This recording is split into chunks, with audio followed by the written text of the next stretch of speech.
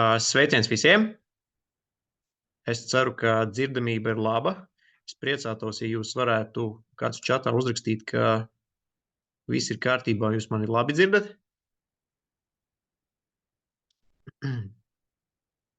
Jā, super, paldies, Dace. Jā, paldies, prieks jūs visus redzēt tik kuplā skaitā.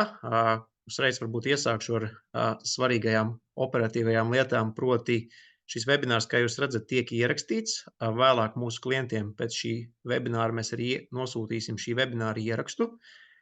Un visi dati, ko es rādīšu sistēmā, viņi, protams, ir demo dati, šie cilvēki, tie nav īsti cilvēki, teiksim, dati, jā. Attiecīgi, webināra laikā jūs varat uzdot savus jautājumus šeit čatā, centīsimies uz to atbildēt, bet jūs, protams, drīkstat arī uzdot jautājumus ar mikrofonu palīdzību.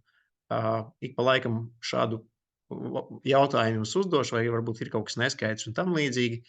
Tāpēc, jā, nekautrējieties arī uzdot šo jautājumu šādā veidā. Šī webināra tematika ir viss par un ap kvalifikācija, principā darbinieku apliecībām un dažādām certifikācijas lietām. Jāatzīst, ka šī ir laikam viena no visgaidītākajām funkcionalitātēm un rīkiem, uz ko, teiksim, mūsu klienti un citi ir vaicājuši un gaidījuši. Tāpēc es ceru, ka jā, tā interese būs liela un tas mūsu gala rezultāts, ko esam izveidojuši, būs interesants un apmierinošs ikvienam. Tā, nedaudz par ievadu šī webināra. Iespējams, jā, redzējāt jau arī e-pastā, ka šī webināra mērķis ir uz kodam 45 minūtēm šo visu saturu veidot, bet, skatīsimies, varbūt tās arī būs nedaudz tā kā vairāk. Šis laiks aizies, bet katrā ziņā, jā, sākumā būs neliels ievads, pēc tam iedošu nelielu ieskatu par darba aizsardzības regulu kopumā, jo šobrīd mēs kā Sunstar grupu uzņēmums ļoti aktīvi ejam eksportā un varam padalīties ar daudz dažādiem secinājumiem un interesantiem faktiem, kas varētu derēt arī jums. Trešajā webināra daļā būs pats risinājuma demonstrācija, un beigās mēs varēsim atbildēt varbūt uz visiem jūsu, kas saka, sakrājušiem jautājumiem webināra laikā. Tā. Ok. Tā, un turpinājumā mēs varbūt nedaudz iziešu ārā no pašas prezentācijas. Es gribu iesaistīt nedaudz jūs ar pāris jautājumu uzdošanu, tāpēc varbūt tās, ja jums ir līdzi savs viedtelefons, es ļoti priecātos, ja jūs varētu noskanēt šo te QR kodu. Šī aptauja ir anonīma, tas vienkārši palīdzēs varbūt vairāk saprast to izaicinājumu jūsu pusē, kas ir ar kvalifikācijas vadības jautājumiem. Varbūt jūsu esošo redzējumu, tas palīdzēs arī mums nedaudz pielāgot šī webināra saturu, lai, tas, kā saka, būtu atbilstošāks. Es varbūt nedaudz vēl pagaidīšu, kamēr jūs meklējat pēc saviem viedtelefoniem un skanējat šo QR kodu. Un pēc kādām 20 sekundēm varam arī sākt ar pašu aptauju. Tur ir tikai 3 jautājumi, tā ka ilgu laiku tas neprasīs. Pēc jautājumu atbildēm varēsim nedaudz pareflektēt par jūsu sniegtajām atbildēm. Tāpēc, jā, būtu vēlams, būtu forši jūs iesaistītos.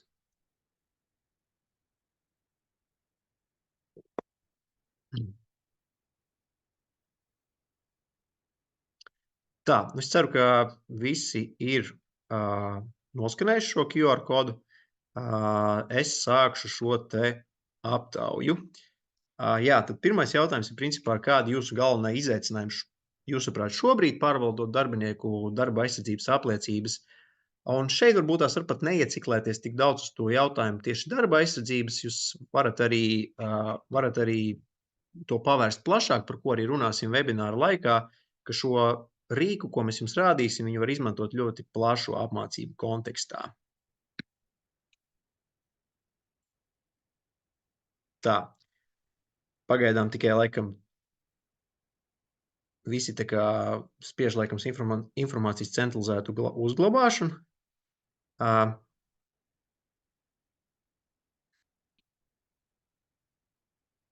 Redzam, kā mainās rezultāts, kas saka dzīvajā. Šobrīd pagaidām spiežat tikai par 2 atbildēm. Ok, izskatās, ka te vairāk rezultāts nemainās. Nu jā, kā jūs redzat, tad principā vairums no jums, nē, tomēr mainās. Apliecību termiņu izsekojamība izvirzas arī tādā stabilā 2. pozīcijā, bet nu šobrīd neviens no jums neskatās tādā virzienā kā apmācību grafika plānošana vai darbinieku apliecību statusu pārbaude. Ok, es domāju, mēs varam šo, nē, tomēr kāds arī ir ielicis šo atbildi. Labi, pagaidīsim varbūt vēl nedaudz.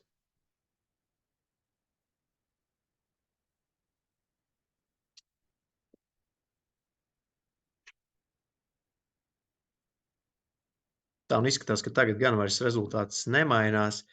Pirmajā vietā tik un tā paliek informācijas centralizēta uzglabāšana, pēc tam ir apliecības termiņu izsekojamība. Un tā statusu pārbaude ir 3. vietā. Jā, interesantas atbildes katrā ziņā.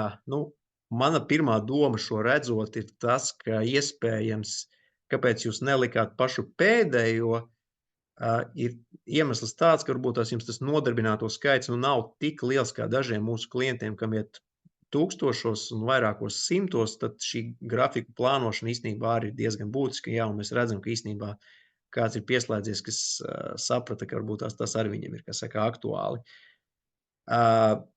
Bet, nu, tik un tā, neapstrīdams čempions šajā atbildē ir informācijas centralizēta uzglabāšana.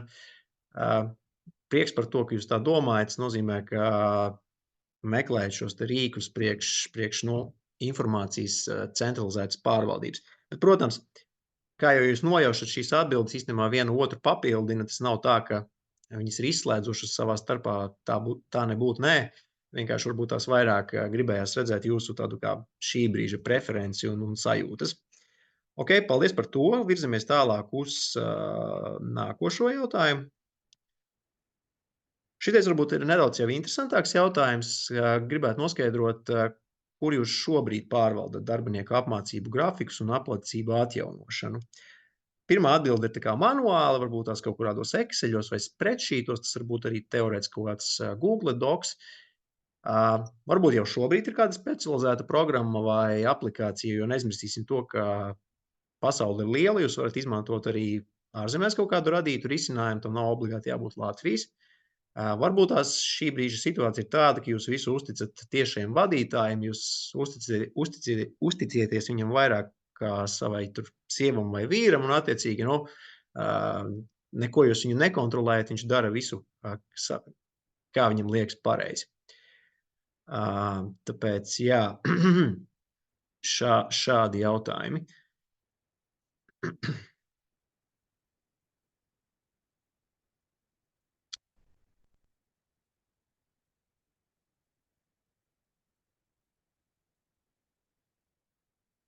Pagaidām, es atvainojos, tā kā jā, neuzspiedu show results, lai varētu redzēt, kāds mainās dzīvajā. Ok.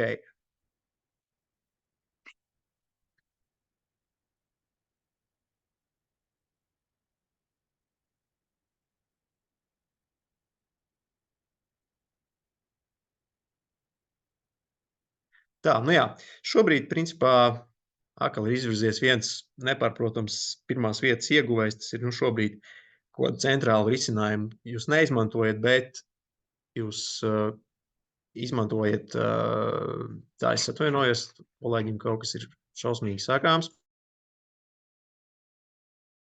Es jau domāju, kaut kas noticis, labi, viss kārtībā. Varbūt kaut kas nestrādā vai kā tam līdz, bet labi. Atgriežoties pie jūsu sniegtajām atbildēm, tad, principā, mēs redzam to, ka vairums no jums šobrīd šos jautājumus pārvalda Excelī vai kādos dokumentos, un īstenībā jūs ļoti uzticieties saviem tiešajiem vadītājiem, kas īstenībā ir laba zīme, bet, nu, mēs saprotam to, ka ir bieži arī kaut kāds cilvēciskais faktors var iestāties šajā momentā, un varbūt tās visu viņš arī nevar paspēt izdarīt un atcerēties, un apliecību kontekstā, nu, tas ir diezgan būtiski. Tāpēc, jā, interesantas atbildes, bet prieks arī par to, ka jūs 13% no jums jau šobrīd izmanto kaut kādu specializētu programmatūru vai aplikāciju tam. Attiecīgi šajā webināra laikā jūs varat salīdzināt ar to, kas jums ir šobrīd pieejams, ar to, ko pavisam nesen esam radījuši arī mēs šeit pat Latvijā. Es teikšu, ka paldies par šīm atbildēm. Es domāju, mēs trešo jautājumu šoreiz izlaidīsim, tāpēc, ka laiks ir nepielūdzams, tas skrien uz priekšu un ir vēl daudz par ko runāt.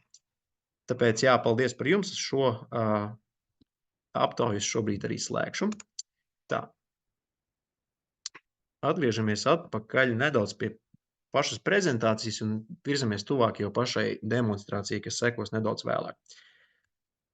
Principā par Sunstar grupu kopumā, kāds ir mūsu mērķis, un kāda ir mūsu, teiksim, darbības virzieni, jo daudzi no šī webināra dalībniekiem ir mūsu klienti, un viņi noteikti jau šobrīd zina, ka Sunstar grupa principā sastāv no 4 pakalpojumu virzieniem, kas savā starpā sevi viens otru papildina, bet tiem visiem īstenībā viens mērķis, ko jūs redzat šeit šajā slaidā, ka mēs principā vēlamies transformēt šo darba aizsardzības procesu pārvaldību tā, lai tie ir vienkārši un izpildāmi un saprotami. Tātad šī normatīvo aktu prasību izpildi ir padarīta cik vien vienkārši tā ir iespējama ar tehnoloģiju palīdzību, ar mērķi ilgtermiņā tādu, ka mēs fokusējamies un skatāmies uz cilvēkiem nodarbināto labūtību. Ja? Kāpēc mēs vēlreiz to gribam tā kā atgādināt? Jo tam sekos nākošais slaids par darba aizsardzības regulu. Kā es minēju webināru sākumā, mēs kā Sunstar grupa šobrīd ļoti aktīvi ejam eksportā ar šo pašu MEMO e-work safety sistēmu, un mēs no sākta gala šo sistēmu esam veidojuši pēc šīs startautiskās darba aizsardzības regulas, kas īstenībā šis ir avots, uz kā tiek būvēts visas nacionālās likumdošanas normatīvie akti attiecībā uz darba aizsardzību. Un īstenībā tās prasības visur ir vienādas, un tās nianses ir burtiski detaļās, kas ir tiešām sīkums, bet īstenībā šis, ko jūs redzat šeit, šiem 8 prasībām, ir tādas kā galvenās lietas, uz ko īstenībā darba aizsardzībā būtu jāfokusējas. Šie atzīmētie dzeltenie topiki ir tie, par ko mēs šodien vairāk runāsim. Tas ir proti kvalifikācijas kontekstā tās ir apmācības, informācijas pieejamība un šī ierakstu glabāšana, kas ir varbūt vairāk tāds audita jautājums un kvalitātes pārvaldības jautājums, bet kas ir būtiskākais, ka nonāk līdz šim pēdējam līmenim, kas ir principā šo visu drošības pasākumu analīze un kaut kādi uzlabojumi, nav īsti iespējami, ja principā nav sakārtotas šīs pārējās lietas, līdz tam vispār bez kaut kāda centrāla IT risinājuma ir grūti nonākt, tāpēc, ka jums vienkārši nav šie dati, ko analizēt. Tie, kas varbūt vairāk ir iestrēguši tādā, pirmajā līmenī, viņiem principā viss sāks un beidzas, teiksim, ar darba aizsardzības dokumentu mapīti, vienalga, vai tas būtu fiziskā veidā vai kaut kur mākonī, jūs to glabājat, bet, attiecīgi līdz tiem pārējiem līmeņiem jums īstenībā ir grūti nonākt. Ja rodas jautājums par to, kas ir ārkārtas procedūras, tad zem tā slēpjas kaut kādas pirmās palīdzības algoritmi, evakuācijas, civilās aizsardzības procedūras, ja?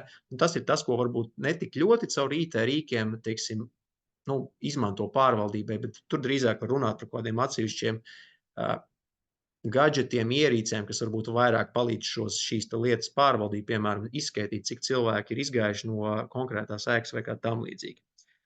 Un pirms mēs vēl ejam tālāk, es gribētu vērst uzmanību uz šiem 2 punktiem, regulāra konsultācija un līdzdalība, kā arī risku ziņojumu un ierakstu glabāšana. Tad mēs redzam, ka īstenībā, sauksim to par veco Eiropu, tur īstenībā darba aizsardzība vairāk tiek saprast ar tieši šiem 2 jautājumiem, kur uzņēmumi strādā pie tā, lai iesaistītu nodarbinātos šo jautājumu risināšanā, un viņu mērķis ir principā pēc iespējas vairāk saņemt šos ziņojumus, ieteikumus, novērojumus, kas tālāk tiek analizēti un ņemti vērā, veidojot šo pašu pirmo bloku, kas ir risku novērtēšanu, pasākumu plānu, piemēram, izstrādu uzņēmumā. Ja? Tās kolonas, ko jūs redzat šeit pa labi, teiksim, tas ir īstenībā mūsu tāds attīstības stāsts, kā mēs esam gājuši šo gadu laikā, un uzsvars šobrīd ir tāds, ka mēs principā spējam nodrošināt pilnīgi visu šo regulu prasību izpildi un ieviešanu, tāpēc šis ir tāds zināms, angliski saka milestones priekš mums, atvainojos par anglicismu izmantošanu, bet, principā šis ir tāds moments, kur var atskatīties jau uz, iepriekš labi padarīto.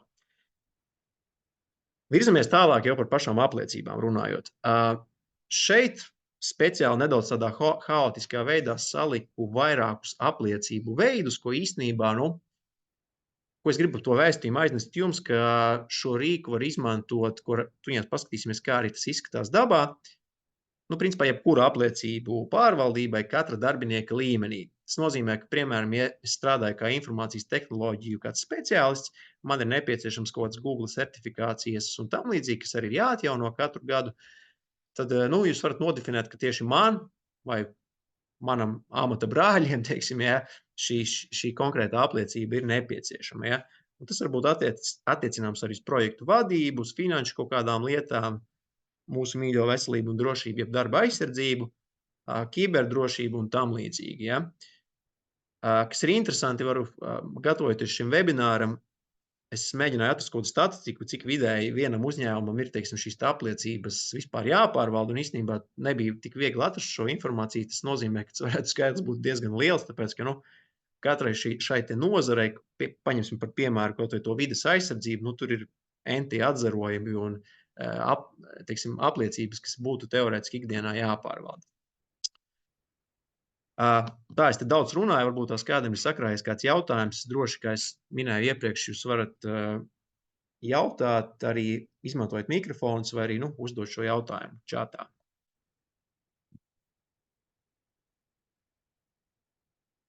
Tā, izskatās, ka nav. Arī labi. Tā, ejam tālāk jau uz pašu demo. Tā.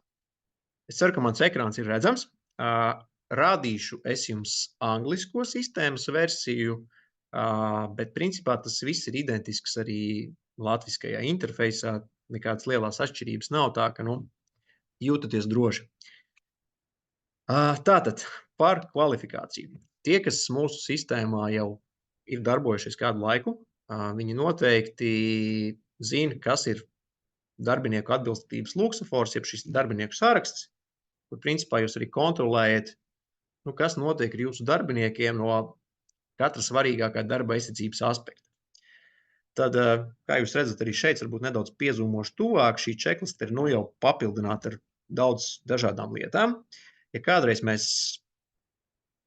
negribas teikt aprobežojāmies, bet, ja kādreiz bija tikai pāris šie rimbulīši statusa, teiksim, šie indikātori, šobrīd jau tie ir veseli 6, tātad OVP kartes paliek, e-instruktāžas, individuāla aizsardzības līdzekļi, e-apmācības, nākusi klāt arī vakcinācija un nākusi klāt arī šī training sadaļa, kvalifikācija, par ko runāsim arī šodien. Šeit viena mazliet svarīga atkāpe. Pēc webināra jūs varat sazināties ar savu tiešo projektu vadītāju vai kādā citādā veidā, teiksim, ar mums un, teiksim, uzzināt par iespējām šo funkciju pieslēgt sev un izmantot. Izstāstīšu vienu svarīgu un foršu ieguvumu, ko jūs varat iegūt, ja jūs vienkārši pieslēdzat šo sistēmu savā uzņēmumā kā tā. Tāpēc, ka jums pēc tam būs iespēja īstenībā pašiem noteikt sistēmas uzstādījumu līmenī, kuras no šīm checklistēm jūs vispār gribat attēlot un izmantot savā ikdienas pārvaldībā. Ja atceraties, tad līdz šim atbilst, neatbilst darbam kritērijs, šis te luksafors svarīgākais. Viņš strādāja tikai uz OVP kartēm, uz e-instruktāžām. Te viens no jaunumiem, izstrādājot šo te lielo funkcionālo bloku, kur tā skaitā arī šī kvalifikācijas vadība, ir iespēja šos uzstādījumus pašam noteikt, kuri kritēriji to nosaka vai nenosaka. Tas ir ļoti labs tāds veids, kā jūs paši varat uzlikt savu darba aizsardzības latiņu, cik augstu vai cik zemu. Piemēram, šeit vienkārši labojot šo te konkrēto checklistes sadaļu, piemēram, ielikt viņu kā kritēriju vai neielikt vispār. Ja? Tā bija tāda svarīga atkāpe, ko noteikti gribēju pateikt. Bet, labi, tagad pie pašas kvalifikācijas. Kā jūs redzat, šeit ir atsevišķs arī filtra poga, kur jūs varat, jebkurā brīdī izmantojot šo rīku, atfiltrēt tieši tos darbiniekus, kur, piemēram, noskaidrot, cik darbinieki ir tādi, kam ar kvalifikāciju viss ir kārtībā. Šajā gadījumā tur nav neviena darbinieka, tā tam arī ir jābūt. bet mums ir pāris cilvēki, kam nav viss kārtībā ar šo jautājumu, un attiecīgi tie ir tikai 2, bet tikpat labi tur ikdienā var būt arī vairāk šādi cilvēki. Ja? Un tā doma, protams, ir diezgan līdzīga, ka mēs strādājam, kā jau ir ierasts, ar šī paša cilvēka kartiņu, profilu, no vadītāja speciālista puses. Ja? Un, principā tas kvalifikācijas bloks ir atrodams šeit pašā apakšā, kur jūs arī redzat, ka viņam ir uz šo amatu konkrēti ir paredzēta viena kvalifikācija. Viņa nav iesniegta, attiecīgi, tāpēc viņš arī deg šobrīd sarkanā krāsā. Kā jūs noprotat, tur var būt tikpat labi arī 9 šīs kvalifikācijas. Tas, ka tur ir tikai viena, jūs varat tik ļoti nepievērst tam uzmanību. Lūk, un tad tādā ikdienas līmenī, kā notiek šīs kvalifikācijas reģistrēšana, līdz tam brīdim mēs nonācām, ka mēs vispār izķērām, kuriem ir, kuriem nav. Mēs sapratām, ka tie ir tādi 2 cilvēki.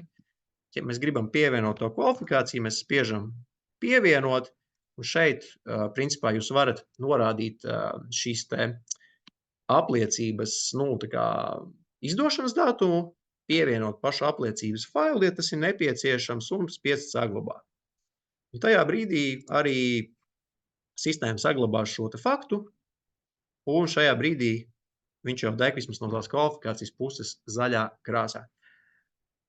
Šeit ir svarīga nianse, kur mēs tagad virzīsimies tālāk, jau tādā nedaudz konfigurācijas līmenī, jo jūs noteikti jau pie sevis tagad domājat, ka, kas notiek ar tām apliecībām, kas, piemēram, ir bez termiņa, kas ir noteikti tām, kam ir termiņš, par to visu ir padomāts, lai jums būtu iespēja, principā, pašiem sadefinēt tās konkrētās apliecības, tādu kā termiņa, algoritmu, sauksim to tā.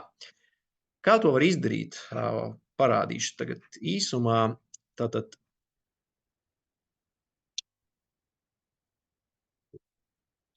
šeit ir kvalifikācijas. Šajā gadījumā ir sadefinētas 9. Mēs tikko skatījāmies šo te pirmo, kas ir, metinātāja kaut kāda apliecība. Parādīšu to stāstu, ko es tikko stāstīju par principā, par šo te periodiskumu. Pievienot pilnībā jaunu šo te kvalifikāciju ir gaužām vienkārši. Jūs spiežat šo te plusiņu, ko es jums tikko rādīju. Jūs varat norādīt šīs te apliecības nosaukumu. Varat arī kategorizēt šīs te apliecības, šo kategoriju citu starpā. Jūs arī paši varat klasifikatorā noteikt. Descriptions ir apraksts un normatīvais akts varbūt tādos gadījumos jūs gribat atsaukties priekš tādas kvalitātes izsekojamības, ka kāpēc mēs vispār prasam kaut ko tādu, kā saka, no kurienes tai apliecībai vispār kājas jau, ja tā drīkst teikt. Lūk, un tad tālāk ir types, ja tas veids, kā jūs redzat, šī apliecība, piemēram, ir bez derīguma termiņa, tas vienkārši vienreiz nokārto un tad, līdz tam pēdējiem elpas vilcienam, vai ne? Vai arī, piemēram, ir tā, ka viņa ir periodiska, vai arī, teiksim, tāda, kas ir periodiska, bet viņai beidzas termiņš, bet īstenībā viņa nav periodiska. Ja? Tā kā, tas attiecīgi arī ietekmēs to vēlāk, kā šis te Luxforce strādā un atgādina jums par kaut kādām apliecībām, kurām beidzas vai nebeidzas termiņš. Otra svarīgākā lieta, iespējams, ir šis te finanšu kods. Daudz klienti to ir jautājuši, kurus minēju ievada sākumā par to, ka kur bija viena no pēdējām atbildēm, ko jūs sniedzāt, kas nebija populāra, proti tā kā apmācību grupu plānošanai, tad šajos lielajos uzņēmumos, varbūt kāds no jums arī pārstāv šādu lielu uzņēmumu, tad īstenībā ir svarīgi laicīgi saprast par to, kādas būs šīs potenciālās izmaksas. Jūs ātri atfiltrējot datus par to darbinieku skaitu uz konkrēto apliecības iegūšanu, jūs varat to izgūt un uzreiz arī saprast, kāds būs šis te potenciālais budžeta apmērs konkrētajā brīdī, piemēram. Ja? Tā, tik tālu par to kvalifikācijas pievienošanu vispār kā tādu, bet tagad paskatīsimies vienu svarīgu lietu. Labi, tik tālu mēs vispār nodefinējam, ka jūsu uzņēmumā ir šādas kvalifikācijas. Jums droši vien ir rodas jautājums par to, kā notiek šo kvalifikāciju sadalīšana pa amatiem vai darbiniekiem. Un šeit īstenībā ir viens liels jaunums sistēmā, ko mēs nekad šādu ceļu neesam gājuši. Proti, jūs varat nodefinēt šo apliecības nepieciešamību gan individuāli man kā Raivim, piemēram, neatkarīgi no tā, kāds man ir amats, vai arī jūs varat noteikt, ka visiem mana amata brāļa, teiksim, pārstāvjiem ir nepieciešama šī te apliecība. Kāpēc tā? Daudzi, kas ar mums strādā jau vairākus gadus, zina, ka mums sistēma ir būvēta uz amatu, un tad attiecīgi amatam ir savs, pakārtotā dokumentācija un prasības, kas uz viņu attiecas. Bet darba vide un situācijas var būt dažādas, tāpēc ik pa laikam rodas tas jautājums, ka labi, mums ir vienāds amats, bet īstenībā apliecība ir vajadzīga tikai man, blakus Džekam, kā saka, viņa nav nepieciešama. Tad īstenībā tagad ir tā iespēja jums šādas izņēmumu gadījumus menedžēt, paskatīsimies, kā to var izdarīt. Ieejot tagad konkrēti šajā labi, paskatīsimies tagad Fire Safety Training to certifikātu. Līdz, ko jūs viņu nodefinējuši, jūs varat pielikt tos participants, uz kuriem šī apliecība īstenībā attiecas. Piemēram, jums šeit zem organizācijām jums ir liela struktūra, jums parādās tur daudz dažādas. Tur birojas nodaļas, kaut kādas ražošanas nodaļas un tam līdzīgi. Jūs izvēlaties to, ko jūs gribat šobrīd pievienot, un izvēlaties tos amatus, uz kuru tas, principā, šī kvalifikācija, kā saka, attiecas. Ja? Tas ir viens veids. Otrs veids ir tāds, ka jūs varat vienkārši, kā es minēju iepriekš, nodefinēt tos konkrētos cilvēkus, uz kuru tas attieksies. Ja? Šis ir tiešām tāds interesanta inovācija no mūsu puses, kur mēs ticam, ka tas ļoti palīdzēs vēl precīzāk personalizēt šo prasību nepieciešamību darbinieku līmenī, kas ir tas mūsu galvenais fokus, ko arī minēju webināra sākumā, uzsverot šo mūsu Sanstar grupu kopējo mērķi. Tik tālu par participants, jeb šiem dalībniekiem, uz ko tas attiecas. Šeit jūs arī droši vien redzat, ir aprīkojuma sadaļa. Par šo mēs ļoti detalizēti šodien nerunāsim. Tas būs cita webināra saturs, kuram varat, protams, pieteikties un arī uzzināt visu jauno. Bet doma tāda, pavisam ātri ieskicēšu, ka bieži ir tā, ka ir nepieciešama kaut kāda apliecība, lai vispār tu drīkstēsi strādāt ar kādu X iekārtu. Ja, un mēs esam šobrīd taisījuši šo visu kvalifikācijas moduli kā tādu, lai ar šo aprīkojumu sadaļu arī būtu šīs sasaiste. Parādīšu, kāds izskatās. Tā, respektīvi. Šeit ir sadefinēts kaut kāds vairākas iekārtas jūsu uzņēmumā. Jūs redzat viņu statusu, viņas ir darba kārtībā vai nav darba kārtībā. Kad ir nepieciešama nākošā apkope, kurš ir atbildīgs par šīs apkopes veikšanu. Un ieejot konkrēti jau tajā pašā aprīkojumā, tur ir apraksts, viss šis pārbaužu biežums nepieciešamais, bet būtiskākais tas, ka jūs varat nodefinēt arī nepieciešamos IAL-us, nepieciešamās kvalifikācijas, nepieciešamās drošības instrukcijas, ko ir varbūt izstrādājis pats ražotājs. Un jūs varat nodefinēt arī šo saucamo to-do listi, kam darbinieks iziet cauri, pirms viņš vispār uzsāk darbu ar šo konkrēto iekārtu. Un katrai iekārtai, šajā gadījumā tas ir metināšanas iekārta, jūs varat lejuplādēt QR kodu un viņu izvietot kaut kur uz šīs pašas iekārtas vai tuvu tai. Un tā doma ir tāda, ja gadījumā jums saka, es zinu, ka vismaz 15 no jums noteikti ir šis viedtelefons līdzi, jo jūs piedalījāties šajā aptaujā. Webināra sākumā jūs varat mēģināt noskanēt šo QR kodu un jūs redzēsiet to, ka jums parādīsies arī šī bildīte ar šo pašu iekārtu, instrukcijas un tas to-do lists. Bet ar to to-do listu ir tā, ka lai viņu aizpildītu, ir vispirms jāautorizējas sistēmā, lai saprastu, ka aizpildījāt šo to-do listu jūs, nevis kāds jūsu kaimiņš, piemēram. Ja? To soli varat izlaist, varat arī šo vispār visu, kā saka, skipot, bet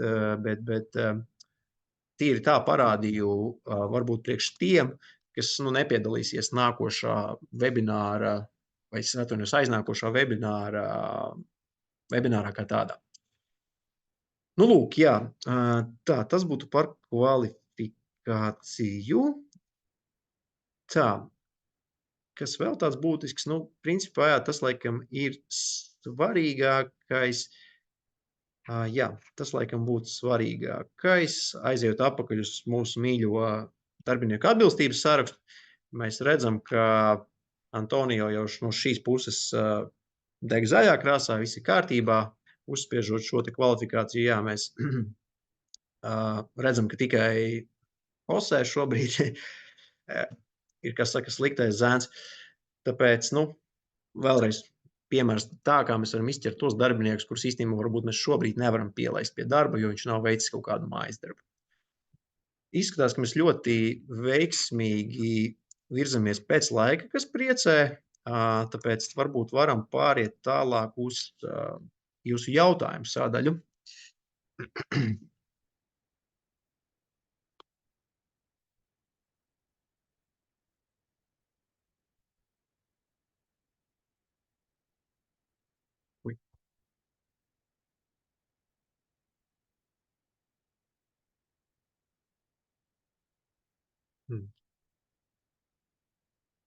Tā, pagaidām jautājumu nav, bet, nu, varbūt kāds sadūšojās uzdot jautājumu ar mikrofonu,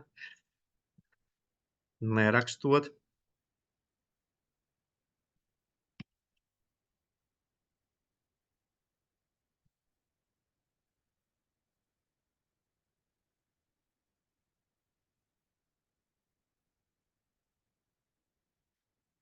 Pagaidām jautājumu nav, un izskatās, ka arī varbūt arī neuzdosiet. Un katrā ziņā tādi noslēdzošie noslēgumā var teikt to, ka jā,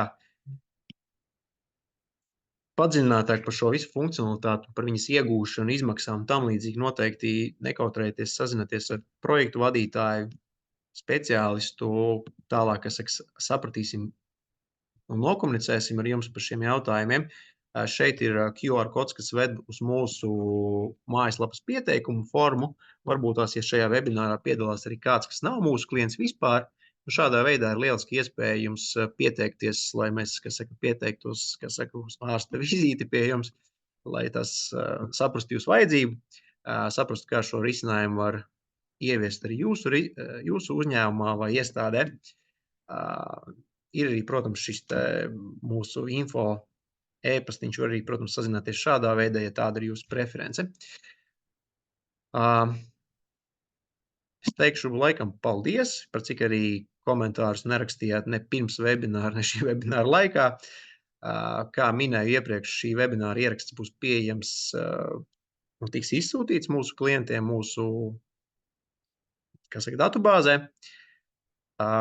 Jā, laikam paldies, un, nē, varbūt kāds saka paldies. Nē, jā, paldies. Paldies, kādi.